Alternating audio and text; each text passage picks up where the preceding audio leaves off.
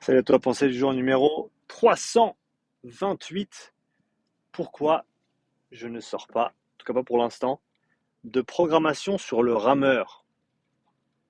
Et cette pensée s'étend également au ski erg. Donc, comme tu le sais peut-être, j'ai sorti récemment ma première prog sur le bike erg. Prog de 12 semaines. Pas énormément d'intensité, mais le peu qu'il y en a, ça tape fort. Une bonne progression, périodisation au niveau du volume également, avec des petites vidéos chaque semaine pour t'expliquer exactement ce que tu fais, pourquoi et comment. Et on m'a déjà demandé si j'avais ou j'allais faire des prog rameurs et ski. Le souci que j'ai avec ça, et là je parle, on va dire principalement dans le contexte du CrossFit ou du fitness en général, de tout ce que j'ai pu voir jusqu'à maintenant, autant de l'extérieur sur des athlètes que je ne suis pas, autant avec des athlètes que je suis en individuel, c'est que avant de pouvoir faire de réels gains au niveau physiologie sur le rameur et le ski, il y a une composante technique qui est impérative à maîtriser. Et cette maîtrise, elle est encore assez rare, malheureusement. Alors, on peut le voir dans les deux sens, soit malheureusement, soit heureusement, ou pas heureusement, mais alors pas heureusement, mais le fait qu'il y ait un potentiel de travail et d'amélioration conséquent sur ces modalités-là est une bonne chose pour la plupart des athlètes qui sont prêts à y passer du temps et à travailler, à y mettre de l'intention. Ça, alors c'est pas nécessairement une bonne chose, mais c'est un fait.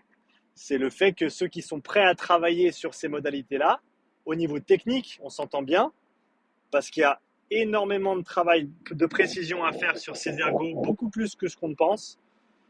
Comme je le dis souvent, pour moi, il faut considérer le rameur et le ski erg comme un cousin de l'haltérophilie. C'est-à-dire que tu as l'arraché, tu as l'épaulé jeté, tu as le rameur et tu as le ski. Et sur ces quatre mouvements, eh ben, il faut passer du temps avec une barre vide, répéter ses gammes et apprendre à mieux bouger. Apprendre à être plus efficient, plus efficace, plus cohérent dans la manière dont on bouge. Et ça, maintenant, je pense que on va parler du CrossFit en général, et le CrossFit compétitif a beaucoup évolué depuis, on va dire, 10 ans. Si tu regardes la technique en haltérophilie moyenne il y a 10 ans d'un compétiteur et tu regardes la technique en haltérophilie moyenne aujourd'hui, on a un niveau aujourd'hui qui est beaucoup plus développé. C'est une compétence technique qui est très très respectée dans le CrossFit et donc les gens passent du temps à peaufiner leurs mouvements. Il y a encore des gains à faire pour pas mal de gens, ça c'est sûr. Au niveau technique, il y a toujours du travail à faire. C'est pour ça que c'est une discipline que tu vas continuer à travailler à d'éternam. Les haltérophiles n'arrêtent pas de travailler leur technique, même après 5, 6, 7, 10 ans de pratique. Il y a toujours des détails à peaufiner. Et donc, c'est une discipline, l'haltérophilie, qui est respectée pour ce qu'elle est, qui est une discipline technique. Alors, de force et d'explosivité, bien sûr, mais avant tout une discipline technique. Tout comme de plus en plus maintenant la gymnastique, qui est respectée pour ce qu'elle est, avec ses composantes techniques, avec la finesse de travail qui est nécessaire. Thibaut Soubera en parle souvent, et d'autres également. Mais voilà, simplement prendre le temps de bien faire les mouvements de base, de bien travailler les fondamentaux, qui nous aident ensuite dans leur application au sens plus large, que ce soit en termes de performance maximale, en termes de capacité de travail, en termes d'efficience de mouvement en compétition, etc., etc. Mais on n'en est pas encore là avec le rameur et le ski. Les gens, ils commencent tout juste à se rendre compte qu'il y a du travail à faire. Mais souvent, ils ne savent pas par où commencer, ou ils se disent, bon, ben, la plupart des gens tirent comme ça, donc moi, je vais tirer pareil. Mais le fait est qu'il y a énormément de progrès à faire au niveau technique avant de s'atteler à du travail euh, purement de développement sur la machine. Et c'est pour ça que pour l'instant, j'ai pas de programmeur et j'ai pas de prog ski. Et je sais pas si je vais et je ne sais pas si c'est des progs que je vais sortir avant d'avoir sorti, si c'est faisable. Et ça, je ne sais pas encore si ça, dans quelle mesure je peux le faire. D'ailleurs, je serais intéressé d'avoir ton retour là-dessus.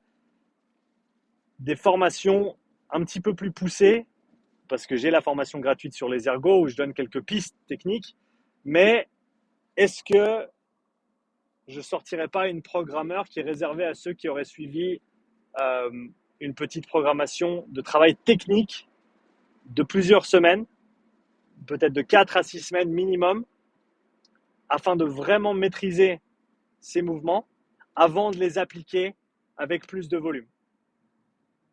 Ou alors est-ce que j'intègre tout simplement ce travail technique dans la première partie d'une programmation que je sortirai? Ça a du sens à mon avis de le faire en dissocié parce que ça permettrait ensuite d'avoir plusieurs programmes d'entraînement qui n'auraient pas le même volume que ce que j'ai pu faire par exemple sur la prog vélo. Je pense que ce serait des programmations avec 1 à 2 séances par semaine dédiées sur le rameur ou le ski. Mais je pense qu'il faut qu'on adresse, il faut qu'on s'occupe de cette composante technique avant de s'occuper du travail de capacité. Parce que si tu peux gagner 30 watts, 40 watts, simplement en bougeant mieux, simplement en passant un petit peu de temps sur ces machines, chaque jour, chaque 2 jours, et ça n'a pas besoin d'être long, c'est 10 minutes, c'est 15 minutes. Mais je pense qu'avec les bonnes intentions, avec les bons paramètres, on peut vraiment faire une différence, avec même très peu de temps, mais avec du travail de discipliné et dédié et focalisé et structuré. Et donc c'est pour ça que pour l'instant, je ne parle pas de programmeur, je ne parle pas de prog ski, parce que à moins d'avoir cette composante technique qui soit déjà très bien maîtrisée, et c'est ça qui est difficile, et c'est là où je me pose des questions, c'est est-ce que je peux le faire sans regarder la personne? Parce que là, je le fais avec mes athlètes que je suis, donc je regarde leurs vidéos, je leur envoie des feedbacks, je leur prends des screenshots, je leur mets des lignes, comme ça ils comprennent exactement quoi faire et quoi pas faire. Est-ce que c'est faisable sans ce retour direct, simplement avec du travail d'auto-coaching si on veut bien, si la personne sait exactement ce qu'elle doit regarder? Donc c'est pour ça que pour l'instant ces prog n'existent pas, mais je serais curieux de savoir ce que tu en penses. Un programme technique de 6 semaines sur le rameur, sur le ski, avec ensuite une prog dédiée sur ces machines pour les gens qui veulent pousser leur capacité un petit peu plus loin. Quoi qu'il arrive, je pense que je recommanderais toujours de faire le travail vélo, avec peut-être le travail technique rameur et ski. Et ensuite, on peut passer sur une prog dédiée rameur, dédiée ski, une fois qu'on a développé déjà cette capacité de base sur le vélo, qui à mon avis est le premier endroit où il faut commencer parce qu'il y a énormément de travail et de développement à faire qui va pas être facile mais très accessible. Pas facile mais très accessible. Donc pour l'instant, c'est comme ça que je suis en train de réfléchir. Dis-moi ce que tu en penses, j'attends tes commentaires sous cette vidéo. Quoi qu'il arrive, si tu es intéressé, va checker ma prog by Kerg dans la description. Et sur ce, je te dis merci d'avoir regardé cette vidéo et je te dis à bientôt pour la nouvelle pensée du jour. Ciao.